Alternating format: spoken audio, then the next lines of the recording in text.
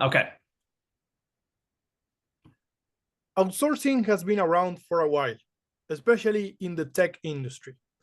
Companies in developed countries with higher costs of living have been contracting external providers to carry out internal business processes for decades now. At first, the benefits were plain and simple: cost reduction through labor arbitrage. But with the ever growing need for talented engineers in the tech industry, the reasons to look for outsourcing partners multiplied. It's no longer just about cost, but expanding the talent pool and leveraging a global workforce. Now, easier said than done. How do you find the right people? Where? How do you hire them? How do you keep them engaged? What cultural and regulatory aspects should you keep in mind when dealing with people from different places around the world? Our guest, Dylan Serota, has been dealing with these challenges for many years now. What started as a need to find bright engineers that could augment his team in San Francisco became a life quest to build a company that will provide the best global talent to customers with the exact same need. I can't go any further, or else I will spoil the story and the valuable lessons we can learn from it. So let's dive deep into the world of outsourcing. Dylan, thank you so much for being here. Thank you so much for having me, and I enjoyed that introduction. I'm fired up to discuss with you. Very good. Let's get started with the basics. Can you tell us a little bit about your role today as the CEO and founder of Terminal? Sure. Well, as you said, I'm the CEO, founder of Terminal. I've been building the company for more than 7 years now. It's been an exciting but very fulfilling journey. And so, as CEO, I think about really everything from go to market to sales to operations, and just thinking, are we doing our best to serve our two sides of our market, the candidates that are looking for opportunity and the companies that are seeking the top talent to push their companies forward. So I get a great purview and a great opportunity to work with everyone at our company. Very nice. Tell us a little bit about your journey. Did you always want to be in technology, and how did you get to where you are today in the tech industry? So funny enough, as we were talking about music just before, I actually at first wanted to be a concert promoter. That was my first dream job, and I did that through college, booking bands and organizing shows and concerts. That interest actually led me to discover a company called Eventbrite that I ended up joining as my first job out of college. And I had used it actually as my ticketing platform for running different events, and thought that the company was onto something, and then joining the company dove deep into technology and startups, and really just got so enthralled with the opportunity to build new businesses and do that at such global scale that we were able to do at Eventbrite. And then one of the things I got the opportunity to do as I rose to be the head of platform was thinking about the strategy of global expansion and the strategy of how we were going to be building our teams at the company. And we went from a world of focusing exclusively on hiring Silicon Valley talent to a world where we had different development teams all over the world. And I got to play a key role in expanding the team in Latin America, doing that in Canada, doing that in Europe. And all of those takeaways are really what helped culminate in my eventual desire to start Terminal.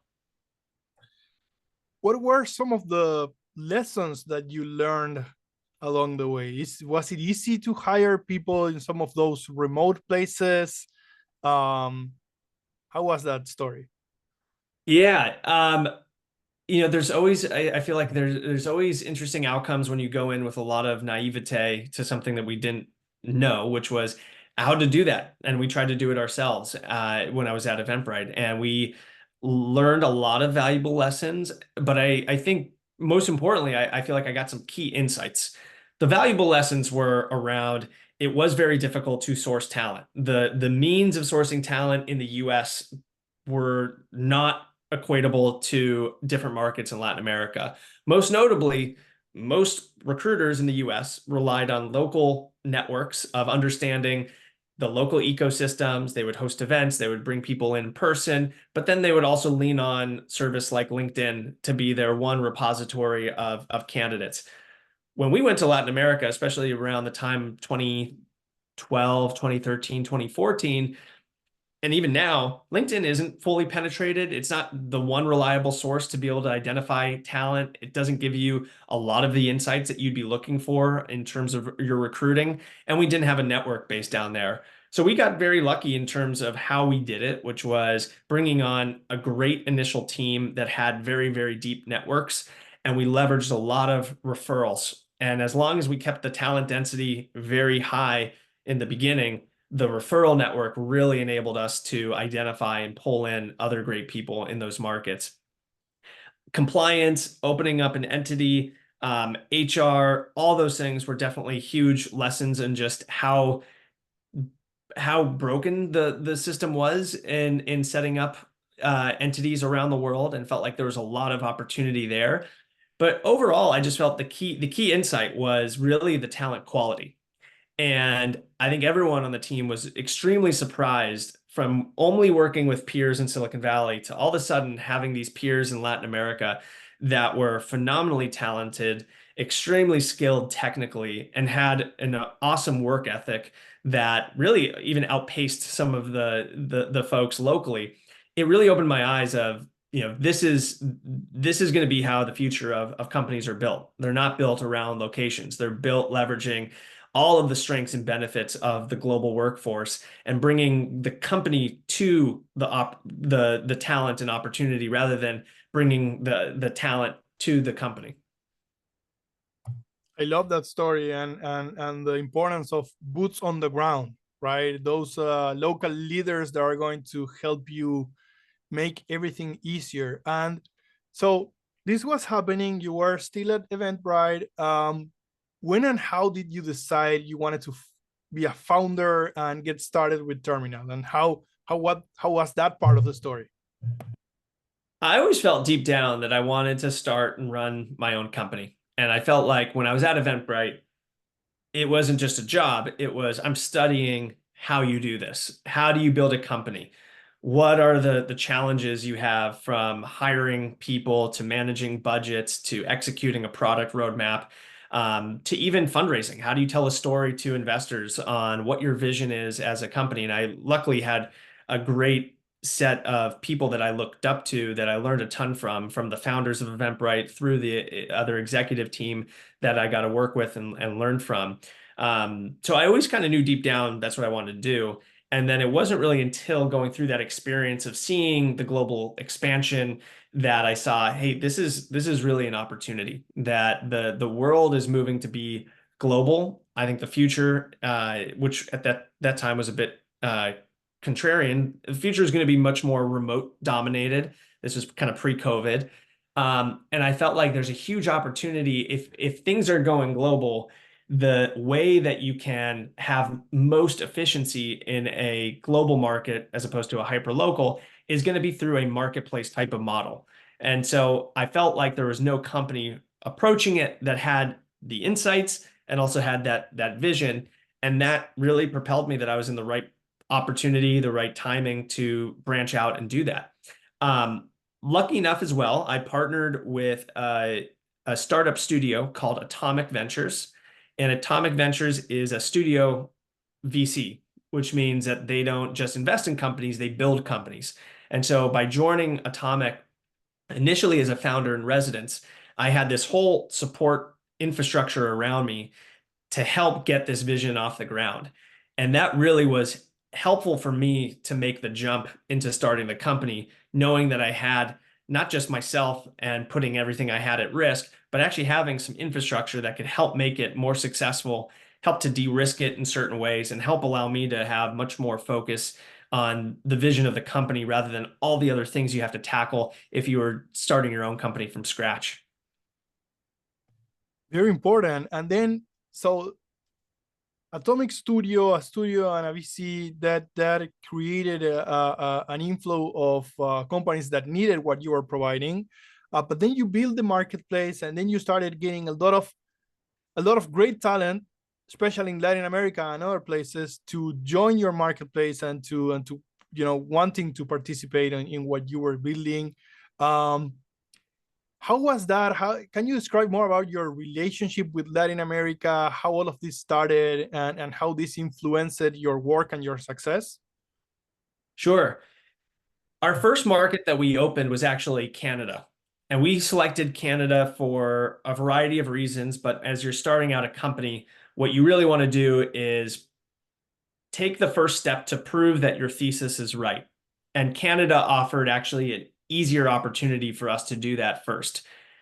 Perfect time zone alignment, a lot of cultural similarity, English first language predominant with the US and Canada, travel between the US and Canada very quick, border access very easy. So we selected Canada to kind of say, that is our first market to kind of prove that our thesis is right. And so for the first couple years, we were working with companies exclusively to build teams in Canada, showing that just even our close neighbor up north, the access to talent, the cost benefits, and the quality had all of those hallmarks to make it a very attractive market for companies. And we proved that out.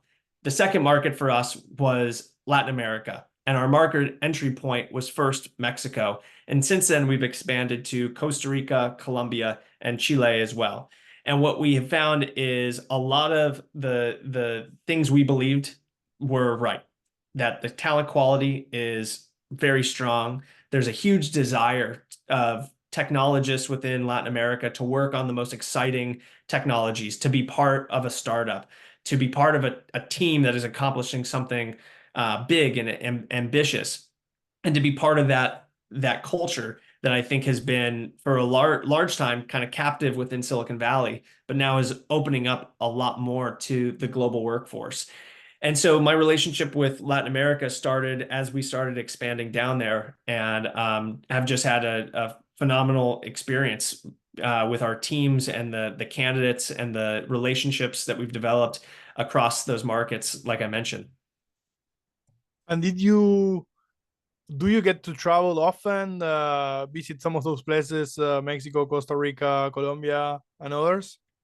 I do. It has been a little while, considering two young kids at home, but especially as we were planning and opening the markets, did a lot of travel, a lot of time in many of those markets, and have a close love. Some of my favorite places to visit are across Mexico. Medellin is one of my favorite cities to visit and spend time in. And so I've got a great relationship with folks in that market. I feel your pain. How old are your kids? 4, 3, and we've got another one on the way. Wow, you're super busy. Mine are 8 and 6, and I have to go visit clients next week. I'm going to Hawaii visiting clients, and my children jumped the minute I told them, and they were like, "You promise the last trip this year will be in November, and this is August, and you're traveling again. Why?" I'm like, "Daddy has to, it's Yeah. um It's so tough. Definitely tough to be away, especially at those times. But yeah, I forgot to mention my third kid, which is terminal. So I got to make sure very I important, don't neglect that kid as well. very important." And I am biased. I am a Uruguayan from South America, and I of course love the talent in South America and that make my living out of it. Um, but what are your thoughts in terms of uh, the culture, the capabilities, the potential? You talked a little bit about that, but can you expand there? Latin America has been our fastest growing market, and we in particular have been somewhat specific about the countries that we've opened up. And our strategy has been not to try to be everywhere in Latin America, but to take kind of a country by country approach in how we open up the candidate side of our marketplace. So we started in Mexico. Our second market was Colombia, then Chile, and then most recently Costa Rica.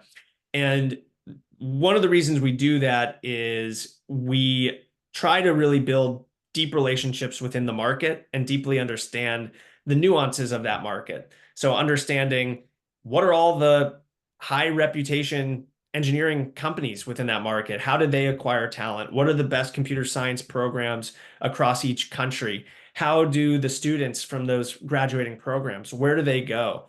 What large companies are embedded within those markets? Because a company like Google that has a big office, they're doing some really good training of engineers. Where do people go after those companies?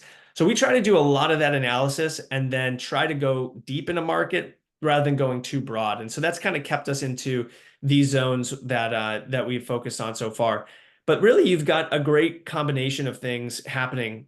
First, just geographically is big. The fact that there are large time zone aligned markets with the US, the movement with modern development is synchronous work, agile development, the ability to be part of a team, communicating, pushing projects forward together. Old models of outsourcing where you're building requirements, you're passing them off to India, you go to sleep, you see what gets built, you refine, you pass back. This model, I think, is really a stronger fit for a lot of the faster moving startups and the smaller, more nimble teams. So you just have the geographic benefit. You've got great talent. And I think that's something that is slowly being discovered, that the talent quality coming out of the market is very high. You've got basically across every technical domain, including AI, machine learning, mobile development, back end, QA, front end, you name it, there is enough high quality and highly experienced talent to satisfy the needs of many companies in the US. You also can't ignore that there is a cost benefit, that the lower cost of talent and the lower cost of living comparatively to the US does create the arbitrage of opportunity. And it allows, I think, I think one thing you said really at the beginning is going global provides this new access point to talent pools. And we definitely see that. And one of the things that we track is the competitiveness for talent. For example, we look in certain markets in Latin America, how many candidates are there for a particular type of position? And then how many open positions are there in a market? And what we find is many of the down the fairway software development jobs, there are sometimes 20 to 25 candidates available for every one open job. But you look at that in the US and it's inverted. There's oftentimes 4 open jobs for every 1 software developer. So the opportunity is really an access to talent opportunity, but I think it's the cost benefit today, especially in this the expensive capital environment we're in. It is the cost that kind of opens the eyes, and then it's the talent quality that keeps them there. And so I think the combination of all of those aspects creates a very attractive environment. And I think why we're seeing this rise in Latin America really starting to happen over the last year. Very good. You do different types of staff augmentation. Do you think some staff augmentation models are better than others? Is it about the context? Is it about the client? What can you tell me about the different models that exist and if you think some are better or not? Definitely biased here, so I'll preface with that. And my evaluation of the different models really started when I was at Eventbrite thinking, we're doing all of this ourselves. Like, should we be using a partner? What partners are out there? And it first got me familiar with just understanding the engineering services category overall, understanding that there are very large players that have all of these different divisions and various specializations, all the way down to more of your small dev shop type of model. Where we landed with our model was much more around being a marketplace and allowing really the company and the talent to make the final decision of how are they going to enter into a relationship and an engagement, rather than the typical dev shop model where you are hiring local talent, you're building a bench, and then you're assigning out based on the jobs that are coming in. My bias is definitely towards our model. We think that especially today, if given the opportunity, most top engineers want to feel like they're working direct with a company and being part of a team. And most companies don't want to feel like they are leasing someone else's engineers. They want to feel like they've got a teammate who is mission driven, who's oriented around the same goals, who's going to pull their weight and help out their teammates. And we don't want them to feel like they're on team terminal. We want them to feel like they're on Team Hims and Hers, our Team Chime, Team Nextdoor, Team Grinder, some of the companies that we work with. And that's how they feel. They know that Terminal is the marketplace that has gotten them the opportunity. Oftentimes, we're the firm that's actually providing the payments and the billing and the taxes and the enablement. But ultimately, we think that companies and talent should go direct. And through our marketplace, we can deliver that at scale much better. And so I find that there are some very reputable development firms that I think take care of their employees very well and build a culture that's independent of just the projects that they work on and provide a lot of career development. I think especially for junior talent to go into those environments, to have all of the support of more senior developers where you can get attached onto a project and learn. I think the training ground for that is really great. I do think though the incentive model is very bad. You have a you have a pricing structure that is not transparent. And so you oftentimes are selling people and services for a specific rate card. And so your incentive is really to try to charge the company as much as possible and pay your people as low as possible because that is your margin. And I think when you get into that, the long term is the talent's not going to be happy because they feel like they're getting taken advantage of. The company eventually feels like for the how much they're paying, the quality can very quickly drop off. And there's no opportunity for those companies to actually have ownership over the team that they're investing in over time to be part of their part of their workforce. So I'm less partial, obviously, to those models, and I think that they can be abused and in a very negative way. And I'm obviously partial to our model, where we try to give talent and company really the opportunity to make the engagement happen together, and then just provide different types of services depending if they want to employ as a full-time employee, as a contractor, doing contract to hire, and being a more flexible platform, but also anchoring on much more transparency than I think is typical in the market. Very good. Um, what trends do you see shaping the future of the tech industry and staff augmentation? Trends I see in the industry, I think, are leading to companies wanting to go more direct. So I think that's just an overall theme that companies now are more comfortable. I think even just from like the legal aspect of having team members that are in different markets and paying people and thinking about taxes. I think that that was something that companies feared a lot, and they wanted only to have one entity, one tax nexus be in the US. But I think now with just how things have gone so global, they're comfortable with that. And if they're comfortable with that, they want to go direct. And so I think the idea of going direct with talent is a theme that I'm seeing emerge, and I think will be continued trend for some time. I think the second thing is engineering seems to be one of the tips of the spear to get people interested in a market like Latin America.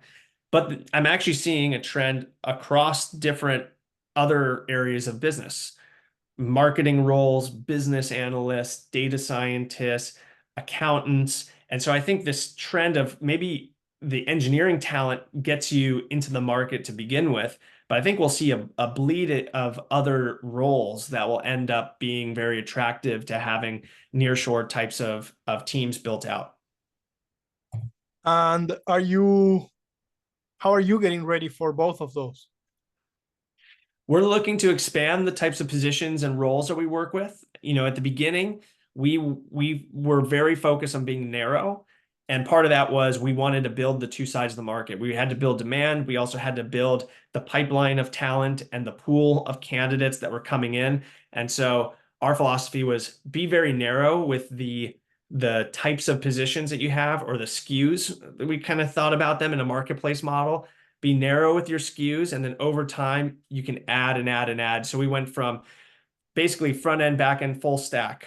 Then we added mobile. Then we added data science and data engineering. Then we added AI and ML. Then we added QA. Then we added design. Then we added project management. And so slowly we're going to kind of feel where demand is pulling us and continue to find ways of opening up more SKUs, more role types through the market. So that's one thing that we're doing. And the other is being as flexible as possible to the market. So if companies want to build a 20-person team with terminal, but eventually they want to have that team be employed through their own entity, we're trying to create a business model that allows us to work with companies over these different phases of growth, where at the Right. beginning might make a lot more sense for us to be the integrated employer of record. And then over time, maybe we're just the talent provider and they're doing the employment. So that's the way we've been leaning into that trend, is just being open and more flexible with our business model to evolve with companies as they grow. That makes a lot of sense. Um, is there any project where you were particularly proud about a Latin American team and a US client that you can talk about? There are many. I think one that stands out is the work that we've done with Grinder. So if you're not familiar, they're a public company in the US. They're the leading LGBT dating app in the world. They've seen tremendous growth. They just had great earnings, and we are their partner for Latin American expansion. And we went through the first run of building a team of 10 in the market, starting with a team leader and a team built around that are actually in a hybrid model in the Medellin area. And they just came back to double the team size. So we're Wow, seeing that expand, but just great partnership with the company. Um, Great, just I think sense of them leaning on the talent in the market and seeing them as being such a awesome opportunity for them to expand their team in a new way. And I think the talent is really excited. And it feels good that if not for Terminal, they wouldn't have been in that market. So all those jobs, all those careers that we've been able to impact, it really was, us going to them and sharing the vision on how their goals for where they want to go as a company could be met by working with Terminal in Latin America. And so I feel really accomplished about that in terms of the impact for that team and all the people in Colombia that we've been able to help. I love the story and the opportunities that you're creating. So if someone in the audience, a US leader, a technology team leader, a CEO, a founder, whomever is listening and they go like, hey, I might want to explore the Latin American talent pool, what would be your advice for them if they are just starting thinking about the idea? It's a good idea, first. Second, the good news is a lot of companies are leveraging Latin American talent. And I think talking with other leaders who have had experience is very helpful. I think the second thing is talk with people who have experience today. One thing I will say is it seems like in the last 3 to 5 years, there is a much better reputation being built by Latin America than in the decade prior. And so Right. I will sometimes talk with engineering leaders who had teams in Latin America 10 years ago, and I get very mixed results. Mixed results in terms of communication, work ethic, and quality. A lot of that has changed, I think, in their perception. And so if they have preconceived notions, talking with people today who have that, I think first and foremost. The second is test it out. We're in the business of startups. You don't just go do something, you run a test. And I Right. think there are many different ways to do it in such a lightweight opportunity to prove out um, the benefit. And so we work with a lot of teams that say we might need to hire 10, 20 people. And our suggestion often is, crawl before you walk, walk before you run. Start with a team of 3. Prove out that you know how to calibrate against a candidate from a different market, that you know how to close the candidate. You realize the value in terms of what you're paying versus what you're getting in terms of the quality bar. Integrate them in your team and see how they perform and how your team absorbs, someone from Latin America. And then from there, if you do that right, you can scale up very quickly. And so I think there's just great opportunity to do it and frame it around a test to learn without much risk involved. So that would be my suggestion. One final question to you, and this is non-work related. What do you do when you are not working? As we said before, I've got 2 kids and a third on the way, so a lot of it is dad duty.